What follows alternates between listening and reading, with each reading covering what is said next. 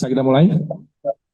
Bismillahirrahmanirrahim. Yang saya hormati Dirop, Pak Dandim, Bapak Kapolres, atau yang mewakili dari DVI, Ibu Sekda, dari Diskominfo, Puskris, dari Provinsi, Bapak, dan Kapusdatin, serta hadirin sekalian. Assalamualaikum warahmatullahi wabarakatuh. Salam sejahtera bagi kita semua. Pagi hari ini kita melaksanakan rapat koordinasi sehingga target kita pada hari ini bisa selesai. Hari ini bukan sampai dengan matahari terbenam ya. Hari ini itu hitungannya sampai jam 12.00 atau pukul 00.00 nanti malam. Jadi target saya semuanya sudah rata. Jadi besok kita tinggal evaluasi, mudah-mudahan kita dapat temukan jenazah yang tersisa. Perlu kami sampaikan ke hadirin sekalian, atau mungkin sebagian juga sudah mengetahui ya, bahwa sejak tadi malam selesai dari preskon Kapusdalop, ditemukan lagi 7 jenazah. Praktis yang akan kita cari itu tinggal 13 korban. Ini pun menurut catatan foto-foto yang diberikan oleh pihak pondok pesantren. Secara total berarti korban ini yang meninggal ada 50. Kami dapat bisikan dari Kapus Datinkom bahwa korban inilah korban yang terbesar di tahun ini dari satu bangunan. Dari bencana-bencana alam maupun non-alam yang terjadi di tahun 2025, itu tidak ada korban yang meninggal sebanyak yang ada di Sidoarjo. Mau banjir bandang, gempa bumi di Poso, yang rumahnya roboh banyak sekali, itu di sini adalah yang terbesar. Dan kita ikut turut prihatin, sehingga Bapak Kepala BNPB atas perintah Bapak Presiden hadir di sini bersama kita semua untuk menyelamatkan, untuk mencari, untuk mengevakuasi korban-korban di pondok pesantren Sidoarjo ini. Untuk lebih jelasnya terkait dengan kegiatan yang akan datang, Dirop akan menyampaikan kegiatan-kegiatan tersebut. Silakan Pak Dirop. Selamat pagi semuanya. Assalamualaikum warahmatullahi wabarakatuh. Salam sejahtera untuk kita semua. Terima kasih Pak Deputi atas waktunya. Bapak-bapak, ibu-ibu sekalian yang hadir pada pagi hari ini, seperti disampaikan beliau tadi, update terakhir tadi pada pukul 03.34 kita telah menemukan satu jenazah lagi, sehingga menurut hitungan kami kita peroleh jadi 54 jenazah, plus di dalamnya ada 5 body part. Jadi 54 termasuk di dalamnya 5 body part, jadi yang utuh 49. Nah, kami tadi malam sudah berkoordinasi juga dengan Pak Dandim beserta tim teknis terkait sisi bangunan yang ada di sebelah selatan yang masih menempel. Ini kita tinggal mengejar itu. Harapan kita mungkin hari ini seperti disampaikan Pak Deputi bisa selesai, karena di situ kami masih punya target dari kemarin, yang sisa kemarin. Kalau dari kami itu ada sampai 3 atau 4, 3 terjepit di sisi yang A2 depan, 1 di belakang. Jadi ada 4. Nah, di luar itu kami mungkin bisa bertambah ini. Kayaknya mungkin bisa bertambah kalau ini. Jadi dari target kami ada 4 yang terjepit di situ. Mudah-mudahan bisa selesai hari ini, kemudian nanti kita kejar semuanya. Saya kira demikian, kami tetap akan maksimal. Terima kasih. Baik, terima kasih Pak Dirop. Untuk waktu selanjutnya kami persilahkan dari DVI, Pak Nafan, untuk menyampaikan ada informasi bahwa sudah teridentifikasi dari korban-korban yang meninggal ini sekitar 10 jenazah yang sudah teridentifikasi. Untuk lebih jelasnya, Pak Narvan dari DVI, silahkan. Bismillahirrahmanirrahim. Terima kasih. Assalamualaikum warahmatullahi wabarakatuh. Yang saya hormati Bapak Pimpinan Rapat, yang saya hormati Pak Dirop Basarnas, yang saya hormati Pak Dandim, Bapak Ibu sekalian yang hadir di sini. Pertama-tama alhamdulillah bahwa kita semua masih diberikan kesehatan di hari yang ke-8. Itu yang pertama. Kemudian yang kedua, mohon izin saya mewakili Bapak Kabidokes selaku Komandan DVI karena beliaunya ada sedang dengan rapat dengan Pak Kapolda. Saya ditugaskan karena memang dari hari pertama saya ditunjuk sebagai ketua tim fase 1 dan fase 3. Fase 1 yaitu TKP, fase 3 yaitu antemortem. Kemudian perlu kami sampaikan yang pertama bahwa sampai dengan menjelang subuh bahwa kantong jenazah yang telah kami kirimkan, yang kami kasih kode nomor dari mulai 001 sampai dengan 0049. Jadi istilahnya kami dari fase TKP itu mengirimkan adalah nomor kantong jenazah. Kebetulan di dalam isi kantong jenazah itu ada yang lengkap, ada yang tidak. Prinsipnya nomornya tidak berubah dari nomor 001 sampai 0049, hanya ada kodenya. Jika itu lengkap, maka kita kasih kode B, yaitu body. Jika itu tidak lengkap, maka kita kasih kode BP, body part. Nah, nanti untuk selanjutnya, ketemunya akhirnya berapa jenazah setelah dilakukan di fase 2 postmortem. Nah, kami di TKP selalu kerjasama dengan rekan-rekan yang terlibat, utamanya mengambil jenazah di dalam. Kami sampaikan, Bapak Ibu sekalian, jika ketemu satu potongan tubuh, tetap dalam satu kantong. Jangan sampai dicampur. Dan saya setiap memberi label, saya menanyakan, Bapak Ibu, saya sebut Bapak Ibu karena relawan yang masuk ternyata ada ibu-ibu ya. Seperti itu. Saya tanya, lengkap atau ada yang kurang? Lengkap Pak. B berarti. Lengkap? Oh ada yang hilang ini Pak. Berarti kami kasih BP. Kami informasikan di sini Bapak, bahwa dari 49 itu kantong yang nomor 0035 Bapak, itu didapatkan utuh Bapak, ditambah dengan ada satu lengan tangan Bapak. Nah ini kami mohon izin Pak Dirop Basarnas, ini karena kami selalu kerjasama dengan Basarnas yang biasa turun termasuk Banyuwangi itu, artinya menemukan korban dimasukkan, itulah tata caranya. Jadi kalau sudah lengkap jangan ditambahi, kalau ketemu sepotong ya sepotong.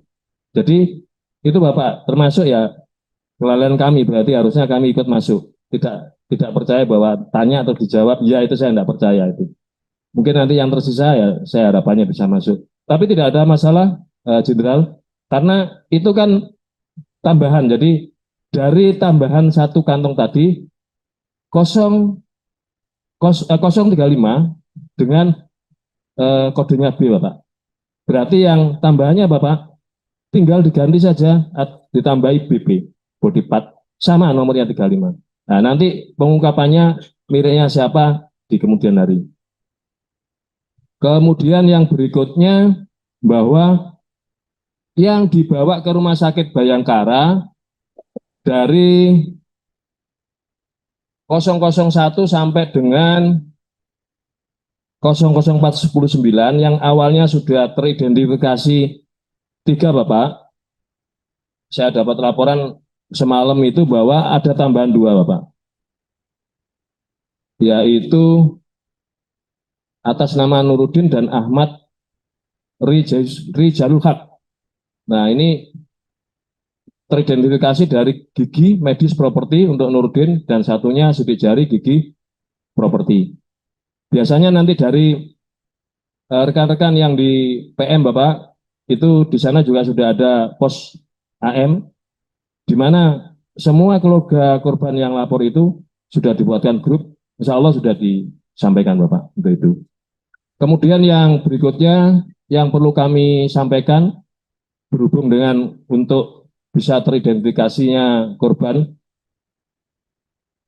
di hari Sabtu Bapak, itu waktu itu temuan korban ada 9, 9 itu dari jenazah sudah diambil sampel DNA-nya. Kemudian dari pihak keluarga korban 58 Bapak, yang rapat yang lalu sudah saya sampaikan bahwa sudah terkirim Bapak. Kemudian ada tambahan 26 korban yang waktu itu diterima, kemarin juga sudah dikirim Bapak, diterbangkan. Yang mengirim masih di Jakarta, mungkin nanti kembali lagi. Kalau ada tambahan lagi, balik lagi ke Jakarta Bapak untuk menyerahkan. Nah, setiap korban yang diidentifikasi, ketika sudah ketemu di sidik jarinya, itu tidak diambil lagi sampel DNA Bapak. Tetapi ketika masih kesulitan, artinya belum bisa pasti, langsung otomatis diambil sampel DNA-nya. Menunggu waktu sampel DNA dikaji lagi, di ini lagi, mungkin bisa saja ada yang ketemu bahwa sebelum ada DNA, hasil DNA sudah ketemu. Nah, mungkin ada tambahan dari pihak keluarga memberikan, misalnya contoh anak itu tersenyum, karena gigi ini bisa didapatkan diantaranya ya bisa dibandingkan kalau anak itu punya foto yang tersenyum, kalau tidak ya tidak bisa membandingkan. Kira-kira dari kami untuk update DVI demikian, Bapak Ibu sekalian, kurang lebihnya mohon maaf, terima kasih. Wabillahi taufiq wal hidayah. Wassalamualaikum warahmatullahi wabarakatuh. Baik, terima kasih Pak Nafan dari DWI. Untuk selanjutnya, kalau menurut hemat kami, yang pertama kami mau mengucapkan terima kasih dari pemerintah daerah, dari Sidoarjo maupun dari provinsi yang sudah mendukung obat-obatan, vitamin, APD, untuk para relawan-relawan dari Basarnas maupun dari kepolisian, sehingga pelaksanaan kemarin itu lebih bagus. Karena setelah kita evaluasi di kemarin itu ada beberapa anggota kita yang banyak terserang penyakit, ya, penyakit kulit, gatal-gatal, semua itu dikarenakan tidak memakai alat pelindung diri yang baik. Jadi saya mengucapkan terima kasih kepada pemerintah daerah Sidoarjo maupun pemerintah provinsi yang telah banyak mendukung pelaksanaan kegiatan ini. Sekali lagi, ini adalah bukan hari terakhir. Ini bukan hari terakhir. Ini adalah hari di mana harapan kita, pencapaian kita selesai di hari ini. Tapi apabila tidak selesai, ada kesulitan, ada hambatan, kita akan cari sampai dengan selesai. Saya kira rapatnya cukup. Hari ini kita akan fokus untuk evakuasi. Sebelum saya tutup, mungkin ada usul dan saran dari peserta rapat sekalian. Upaya-upaya yang akan dilakukan per hari ini, update temuan dari hasil setelah preskon tadi malam, dan apa-apa saja target yang akan kita lakukan tim gabungan, dan apa yang akan dilakukan misal seandainya ada kendala dan apa saja kendala di lapangan akan kita laporkan. Pertama, mungkin kami berikan waktu kepada Deputi 3 Tanggap Darurat Bapak Mayor Jenderal Budi Irawan. Dipersilakan. Baik, terima kasih Kapusdatin. Rekan-rekan media sekalian, di pagi hari ini kami baru saja melaksanakan rapat koordinasi yang pada intinya akan kami sampaikan. Alhamdulillah telah ditemukan 7 jenazah lagi, sehingga diperkirakan tinggal 13 korban yang akan kita cari di lokasi runtuhnya musola di Pondok Pesantren Sidoarjo ini. Total dari korban semuanya ada 154 orang, yang selamat ada 104, kemudian yang meninggal 50, dan seperti saya sampaikan tadi, masih dalam pencarian, ini perkiraan masih ada 13 orang yang di reruntuhan gedung. Kami baru saja dibisikin oleh Kapusdatin bahwa korban kali ini di sepanjang tahun 2025, ini adalah korban yang cukup besar menurut BNPB. Karena dari bencana-bencana alam yang terjadi, baik gempa bumi di Ponso, gempa bumi yang di tempat lain termasuk banjir bandang di Bali, kemudian Nagekeo, semuanya korbannya hanya sedikit. Ini adalah korbannya cukup banyak, jadi 50 orang meninggal. Jadi Bapak Kepala BNPB sangat memberikan atensi atas perintah dari Bapak Presiden Prabowo Subianto. Rekan-rekan media yang saya hormati, yang berbahagia, pada kesempatan ini pula kami menargetkan dari BNPB hari ini kita akan selesaikan pencarian korban. Dari Basarnas maupun dari pihak Kodim sudah mengatur schedule, diharapkan pada hari ini kita akan selesai evakuasi dari yang diperkirakan, saya ulangi, yang diperkirakan tinggal 13 orang lagi. Mungkin itu yang bisa saya sampaikan pada preskon kali ini. Dari rekan-rekan media mungkin ada yang ditanyakan, silahkan. Silakan. Untuk yang terintegrasi dengan bangunan lain itu apa tidak ketemu pola pemotongnya dan mengevakuasi materialnya? Baik, terima kasih. Kemarin dari ITS Bapak Muji sudah koordinasi dengan Basarnas dan dari Kodim. Akhirnya dipotong, diperkirakan hari ini selesai, serta diberikan penyangga, sehingga akan mengurangi resiko apabila nanti bangunan yang roboh itu ditarik.